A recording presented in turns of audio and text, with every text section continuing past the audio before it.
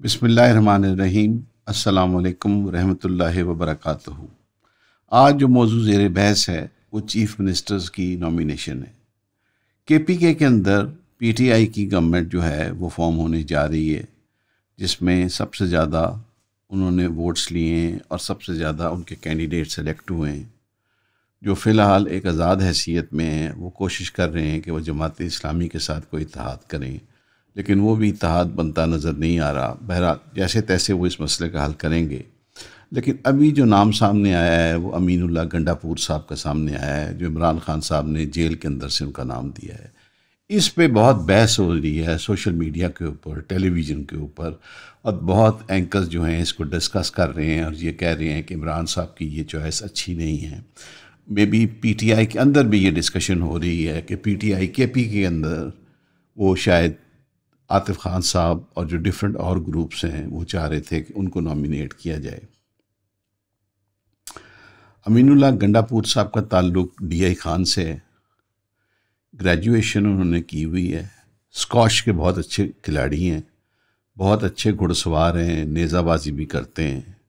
جب آپ ان کو فزیکلی دیکھتے ہیں تو ان کا قد 6 فٹ سے زیادہ ہے، بڑی ویل بلٹ فزیک ہے، بڑے لمبے بال رکھتے ہیں، بڑی اچھی ان کی مونچھ ہے، اور ٹپیکل ایک سردار کا جو کانسیپٹ ہوتا ہے، جو روپ ہوتا ہے ایک ڈان کا، ایک فائٹر کا، ایک واریر کا، ان کا وہ رنگ روپ اور وہ چہرہ میرا ہے، اور ایک ٹپیکل پٹھان وار لارڈ کا ان کا جو حلیہ اور ڈیکور اور ڈیمینر ہوتا ہے وہ نظر آتا ہے۔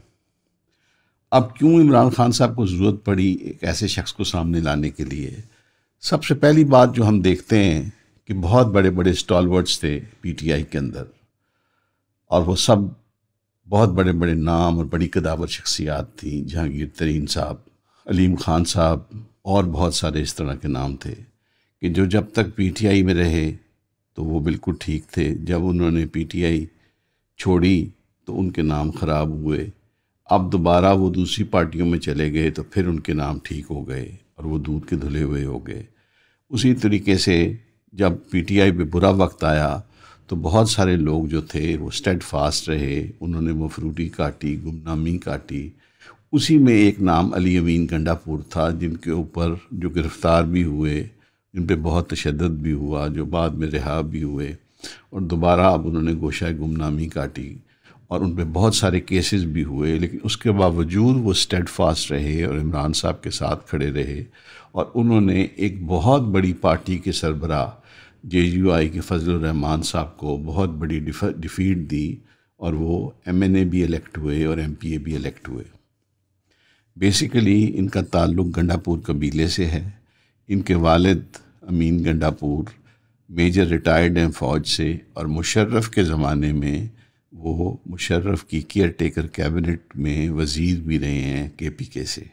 ان کے 2 بھائی ہیں، فیصل اور عمر گنڈا پور، جو بہت سیزنڈ پولیٹیشنز ہیں، ویئر ایز جو علی امین گنڈا پور ہیں ان کی طبیعت بالکل مختلف ہے۔ یہ بہت جذباتی ہیں، بہت ایموشنل ہیں، جلدی غصے میں آ جاتے ہیں، طیش میں آتے ہیں، بڑی ہاسٹائل تقریریں کرتے ہیں، بڑی جذباتی تقریریں کرتے ہیں۔ اور عمران صاحب کی جو چوائس ہے، دیکھیں ہوتا کیا ہے کہ جب آپ ایک وار لائک سچویشن میں ہوتے ہیں تو اس وقت آپ یہ فیصلہ کرتے ہیں کہ آپ نے کس گھوڑے کو میدان میں اتارنا ہے، آپ نے کس سپاہی کو سامنے کرنا ہے، کس سپہ سالار کو آپ نے آگے کرنا ہے، یا آپ نے کون سا مہرہ چلنا ہے، یا آپ نے کون سی چال چلنی ہے۔ ہونا یہ ہے کہ اس وقت اگر فیڈریشن میں بھی نون لیگ کی گورنمنٹ ہوگی، باقی صوبوں میں بھی ہوگی، اسٹیبلشمنٹ بھی آپ کے خلاف چل رہی ہوگی، آپ کے سپورٹیو نہیں ہوگی، تو آپ کو ڈیفینیٹلی ایسے چیف منسٹر کی ضرورت ہوگی جو فزیکلی اور مینٹلی، جس کی نروز بہت سٹرونگ ہوں، جو ہر طرح کا پریشر برداشت کر سکے، ہر طرح کی لیٹیگیشن برداشت کر سکے، اور وہ عمران صاحب کا وفادار رہے۔ کیونکہ یہ وہ صورتحال ہے جب عمران صاحب جیل میں ہیں، وہ فزیکلی باہر بھی نہیں ہیں کہ اس کی نگرانی کر سکیں، اس کی نگہداشت کر سکیں، وہ بائی پراکسی پارٹی چلا رہے ہیں. مطلب جو بیرسٹر گوہر صاحب ہیں وہ عدالت سے اجازت لے کے جیل میں جاتے ہیں عمران صاحب سے ملنے. وہ ہر روز نہیں جا سکتے، ہر وقت نہیں جا سکتے، 24 گھنٹے نہیں جا سکتے، لمیٹڈ آورس کے اندر جاتے ہیں، لمیٹڈ موقع پہ ان کی ملاقات ہوتی ہے، اس میں وہ انسٹرکشنز لیتے ہیں، باہر آتے ہیں، وہ انسٹرکشنز آگے پاس کرتے ہیں. اس طریقے سے وہ چیزیں مینیج کر رہے ہیں. تو ان حالات کے اندر انہوں نے یہ نہیں دیکھنا تھا کہ میں ایسا چیف منسٹر بناؤں جو میرٹ پہ پورا آتا ہو، جو بہت قابل ہو، بہت کمپٹنٹ ہو، بہت کوالیفائڈ ہو، جس کے پاس ایڈمنسٹریشن کا بہت ایکسپیرینس ہو، جس نے منسٹریز کو بہت اچھا چلایا ہو، جو بہت اچھی ڈلیوری کر سکتا ہو، اور جو بہت اچھے طریقے سے صوبے کو چلا سکتا ہو. ان کو اس وقت آدمی بہت چاہیے جو ان 80-90 لوگوں کو آپس میں جوڑ کے رکھ سکے اور ان کو ایز اے ٹیم لڑا سکے اور مقابلہ کر سکے باقی فورسز کا. تو ان کو جو بیسٹ کینڈیڈیٹ اس صورت میں نظر آیا، اور جو بک نہ سکے، جھک نہ سکے، اور بہت جلدی کسی پریشر میں نہ آ سکے، تو ان کو جو بیسٹ سوٹیبل کینڈیڈیٹ نظر آیا وہ علی امین گنڈاپور صاحب تھے. میں سمجھتا ہوں کہ وہ رائٹ چوائس ہے ان سرکمسٹانسز کے اندر. اگر نارمل حالات ہوتے، عمران صاحب باہر ہوتے، روٹین کا الیکشن ہوا ہوتا، پارٹی سمبل پاس ہوتا، سب خیر و عافیت ہوتی، مرکز میں بھی گورنمنٹ ہوتی، مرکز میں پی ٹی آئی کی گورنمنٹ نہ بھی ہوتی، کسی ایک اور صوبے میں بھی گورنمنٹ ہوتی، تو وہ روٹین میں وہاں کی چوائس دیکھ لیتے کہ بھائی کون ہے جس کے پاس بہت اچھا ایڈمنسٹریٹو ایکسپیرینس ہے. لیکن last but not the least, میں دوسری طرف آتا ہوں آپ سب کی یاد دہانی کے لیے. علی امین گنڈاپور صاحب 2013 سے 18 تک 5 سال کے پی کے اندر ریونیو منسٹر بھی رہے ہیں. اچھا، اور ریونیو منسٹر جو ہوتا ہے وہ کوئی عام وزیر نہیں ہوتا کسی بھی گورنمنٹ میں، ایون صوبائی گورنمنٹ کے اندر بھی اس کا بڑا امپورٹنٹ رول ہوتا ہے. اس نے پورے صوبے کے ریونیو کو دیکھنا ہوتا ہے، ریونیو کلیکشن ہوتی ہے، پورا نظام اس نے وہ دیکھنا اور ہینڈل کرنا ہوتا ہے. اور انہوں نے بڑے اچھے طریقے سے وہ چلایا. اور پھر جب وہ فیڈرل گورنمنٹ میں ایم این اے الیکٹ ہوئے تو وہ کشمیری شمالی علاقہ جات کے منسٹر تھے.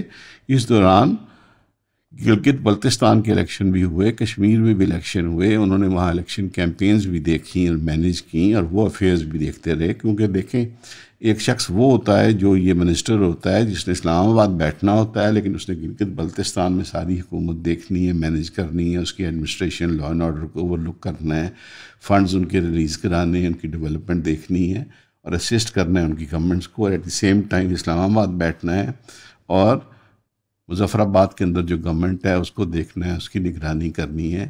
اور ان دونوں جگہوں کے اندر فوج کا بہت عمل دخل ہے، کیونکہ یہ ہمارے جو ہیں بارڈر کے ایریاز ہیں جن میں ہمارے شمالی علاقہ جات بھی ہیں اور آزاد کشمیر بھی ہے، اور تو ان کے ساتھ بھی کوارڈینیشن لیزوں کی ضرورت ہوتی ہے. تو یہ ایک امپورٹنٹ منسٹریل سلاٹ ہے جس پہ ایک آدمی سمجھدار کی ضرورت ہے. تو اس طریقے سے بھی ہم کوئی انڈر ریٹ نہیں کر سکتے. وہ کوئی 3 4 5 ایپیسوڈز ہیں علی امین گنڈاپور صاحب کے اپنے 8-10 سالہ پولیٹیکل کریئر کے اندر، جس کی وجہ سے وہ تھوڑے سے انڈر ڈاگ تصور کیے جاتے ہیں اس پوسٹ کے لیے، یا ان کو کچھ اتنا اچھا نہیں سمجھا جاتا. وہ ایک آدھا جو ان کا واقعہ ہے، جب وہ عمران صاحب بنی گالہ میں تھے تو وہ آئے تو وہ پکڑے گئے، تو ان کے پاس سے کوئی چیز ایسی نکلی جو لا انفورسنگ ایجنسیز کہتی تھی کچھ اور ہے، وہ کہتے تھے یہ میں شہد لے کے آیا ہوں. اس کے بعد ان کی ایک آدھی تقریر ہے جو بڑی کنٹروورشل ہے، جو انہوں نے مریم بی بی کے بارے میں کی، وہ کچھ اتنی اچھی نہیں تھی، اتنی معیاری نہیں تھی، جو ان کو میرا خیال ہے نہیں کرنی چاہیے تھی. کسی بھی خاتون کے لیے ایسی تقریر نہیں کرنی چاہیے. اور میں چاہوں گا کہ اگر وہ چیف منسٹر بن جاتے ہیں تو فیوچر میں بھی وہ اپنے الفاظ کا چناؤ اچھے طریقے سے کریں. دیکھیں، جو ہم دیکھتے ہیں کہ پنجاب میں مریم نواز کا نام سامنے آ رہا ہے چیف منسٹر کے لیے، تو میں سمجھتا ہوں کہ یہ ایک اچھی چوائس ہے نون لیگ کی طرف سے. میں آپ کو بتاتا ہوں کیوں. اگر آج نون لیگ نے کوئی سیٹیں جیتی ہیں اور نکالی ہیں تو میں سمجھتا ہوں کہ ساری کا کریڈٹ میں کم از کم اپنی انالیسز میں مریم نواز کو دیتا ہوں. بیکاز جب نون لیگ پہ برا وقت تھا تو کوئی ایک فگر جو ہمارے سامنے آتا ہے جو ڈٹا رہا ریزسٹنس کے اندر، جلسے کرنے کے لیے یا کسی بھی صورت پہ جس نے فیس پرووائڈ کیا وہ مریم نواز کا تھا.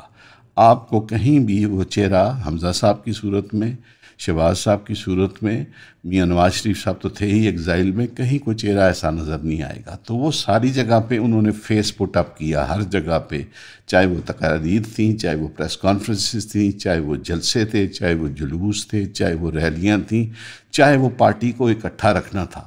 تو اس میں اگر پارٹی ان کو ریوارڈ کر رہی ہے تو وہ بھی ان کا حق ہے. ایک دوسرا، ایک سافٹ امیج بھی نون لیگ دے رہی ہے، جہاں پہ ہم کہتے ہیں کہ خواتین کو وہ اوپر لانا چاہ رہے ہیں. یہ بھی ایک اچھی موو ہے. وہ بھی ایک مطلب وہ ایک تیر سے دو تین شکار کر رہے ہیں. ایک وہ اپنے ایک پولیٹیکل کینڈیڈیٹ کو ریوارڈ کر رہے ہیں، دوسرا وہ ایک سافٹ امیج بھی دے رہے ہیں اپنی پارٹی کا. تو اس طریقے سے یہ ہر پارٹی کا رائٹ ہوتا ہے. ہاں، ہم سب کا حق ہے کرٹیسائز کرنا، لیکن ہمیں اینالائز ضرور کرنا چاہیے کہ یہ جو ایک پرٹیکولر موو ہے یہ کیوں ہو رہی ہے. تو میں سمجھتا ہوں کہ ان پرٹیکولر حالات میں آپ دیکھتے ہیں کرکٹ میں جب میچ ختم ہو رہا ہوتا ہے اس دن، تو جب ابھی 2 وکٹیں یا 3 وکٹیں گری ہوتی ہیں تو ایک اچھا بیٹسمین آؤٹ ہو جاتا ہے تو باہر سے کپتان نائٹ واچ مین بھیجتا ہے، یعنی وہ ایک ٹیل اینڈر کو بھیجتا ہے اور اسے کہتا ہے کہ تم نے ٹک ٹک کرنی ہے اور وکٹ بچانی ہے. اسی طریقے سے اس صورتحال میں عمران خان صاحب نے ایک عام روٹین سے ہٹ کے چیف منسٹر کو اپوائنٹ کیا ہے. اس وقت عمران صاحب کو ایک تگڑا، فزیکلی مینٹلی اسٹرانگ نروز والا، ایک جذباتی آدمی، ایک اسٹرانگ نروڈ، ایک جلدی غصے میں آنے والا اور ایک سب کو اکٹھا کرنے والا، ایک اسٹرانگ بیک گراؤنڈ والا آدمی چاہیے. مطلب یہاں پہ اگر وہ چاہتے تو ایک سافٹ سپوکن شاندانہ گلزار تھیں، بہت زبردست خاتون ہیں، بہت اعلیٰ تعلیم یافتہ ہیں، باہر کی پڑھی ہوئی ہیں، لائر ہیں، میرا خیال ہے شاید UNO میں بھی انہوں نے سرو کیا ہوا ہے. ان کو بھی لگا سکتے تھے، علی محمد خان صاحب کو بھی لگا سکتے تھے. لیکن جو یہ چوائس تھی یہ میں سمجھتا ہوں ان پرٹیکولر سرکمسٹانسز کے اندر درست ہے، اور امید ہے کہ علی امین گنڈا پور صاحب اس پہ پورا اتریں گے. آپ سب کی توجہ کا بہت شکریہ.